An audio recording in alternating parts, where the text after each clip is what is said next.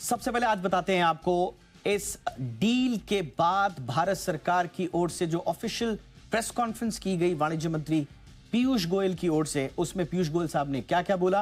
हालांकि वो ज्यादा नाराज विपक्ष के रवैये को लेकर के दिखाई दे रहे थे, लेकिन उसके बावजूद उन्होंने ट्रेड डील को लेकर कुछ डिटेल्स देने की भी कोशिश की है। सबसे पहले समझते हैं आज उन्होंने प्रेस कॉन्फ्रेंस में क्या कहा।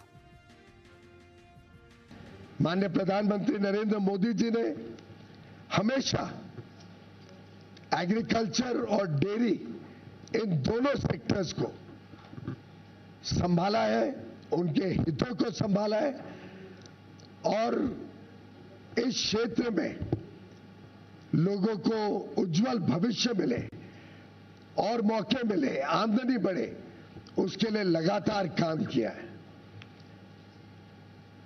कभी उनके साथ, उनके हितों के साथ समझौता माननीय प्रधानमंत्री जी ने नहीं होने दिया और मुझे खुशी है कि पूरा देश इस बात को समझता है। इस बात का उनको आकलन है और यूएस ट्रेड डील में भी भारत के जो सेंसिटिव सेक्टर्स हैं, एग्रीकल्चर को लेके, डेयरी को लेके, उनको संरक्षित किया गया है।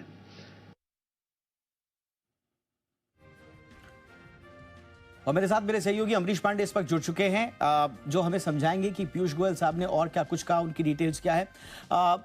अमरीश, जरा बताइए, पीयूष गोयल साहब की प्रेस कॉन्फ्रेंस का जिस तो हम समझ ही रहे हैं, बट एग्जैक्टली उनका बॉडी लैंग्वेज किस तरह का था और क्या कुछ डिटेल उन्होंने आज दी है। देखिए, पीयूष गोयल की बॉडी लैंग्वेज साफ तौर पे बता रहे थे कि विपक्ष जिस तरीके से डील को लेकर एक भ्रम फैला रहा है वो सरासर गलत है। भारत सरकार ने अमेरिका के साथ जो डील की है उसमें कहीं भी जो हमारे लेबर इंटेंसिव सेक्टर्स हैं, जो हमारे की सेक्टर्स हैं, जो कि फार्मर और डेयरी है, उनके साथ कोई समझौता नहीं किया गया। यानी कि हर डील में जिस तरीके से हमने इन सेक्टर्स के लिए बातचीत की थी, इस डील में भी लगभग वही सारी चीज़ें हैं, उसमें अलग से कोई क्लॉज नहीं लगाया गया है। दूसरी सबसे अहम चीज़ ये कही इस प्रेस कॉन्फ्रेंस में कि आधिकारिक तौर पर यह घोषणा कर दी गई कि डील को लेकर हम आगे बढ़ चुके हैं और डील की फाइन लाइंस हैं उस पर डिस्कशन जारी है, जो कि अगले 2-3 दिनों में कंप्लीट होने की उम्मीद है। उसके बाद जो फ्रेमवर्क है डील का वो जारी कर दिया जाएगा एक संयुक्त बयान के द्वारा। बाद में पूरी डील के जो कॉन्टूर्स हैं उनको डिस्कस करने के साथ वो अगले 2-3 महीने में उस पर भी सिग्नेचर किए जा सकते हैं। तो एक क्लैरिटी आ चुकी है कि भारत अमेरिका के बीच डील हो गई है। डील के कॉन्टूर्स पर डिस्कशन बाकी है, यानी कि लीगल स्क्रबिंग बाकी है और उसके साथ डील को साइन किया जाएगा। लेकिन फ्रेमवर्क क्या है और रेसिप्रोकल टैक्स को लेकर जो डिटेल्स है, किन किन चीज़ों पर टैक्स हटा है और किन पर आगे टैक्स टैरिफ जो है लगा रहेगा, वो चीज़ें आपके पास अगले 2 दिनों में क्लियर हो जाएंगी। तो एक महत्वपूर्ण जानकारी ये वहाँ से निकल कर आई है। भारत और अमेरिका दोनों ही पक्षों के जो नेगोशिएटर्स हैं उनकी लगातार बातचीत जारी है और वो बातचीत इसी बात को लेकर है कि जो टैरिफ के आइटम्स थे उनको आइटम वाइज कैसे कैटेगराइज करना है और कैसे उनको कम करना है।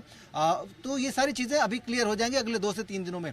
अब अगर हम डील के बाकी हिस्सों की बात करते हैं तो बाकी हिस्सों में जो सबसे अहम है कि भारत अमेरिका से जो एक्सपोर्ट है उसको अगले 5 साल में $500 बिलियन तक बढ़ाएगा, जो कि अभी लगभग 50 से 51 बिलियन डॉलर के आसपास का है। तो यानी कि लगभग 10 गुना बढ़ाना है भारत को अगले 5 साल में भारत से इंपोर्ट। लेकिन ये सारी चीज़ें आइटम वाइज अगर देखें तो वो वही चीज़ें हैं जो कि हमारे देश से ऑलरेडी ऑर्डर किए जा चुके हैं। यानी कि बोइंग के जहाज या फिर इंजन, वो 100 करोड़ से ज़्यादा का है। इसके अलावा क्रूड ऑयल जो कि एक बड़ी अमाउंट पे हम वहाँ से खरीद रहे हैं, एलएनजी बड़ी अमाउंट से वहाँ से खरीद रहे हैं। तो ये सारी चीज़ें इसलिए वो अमाउंट बड़ी दिख रही है। इसके अलावा बहुत सारी चीज़ें जो कि हम वहाँ से नहीं ले रहे हैं, लेकिन क्रूड और बिल्कुल बड़ा सवाल यही है, इनके लिए हम $500 बिलियन की खरीद करेगा भारत। ये ट्रंप साहब ने ऐलान तो कर दिया, लेकिन उसका स्वरूप क्या होगा यही तो बड़ा सवाल है। इस पर आगे हम डिटेल में एनालिसिस करेंगे, लेकिन थैंक यू, आपने इनसाइट्स दिए। बहुत बहुत शुक्रिया अमरीश पांडे इस तमाम जानकारी के लिए।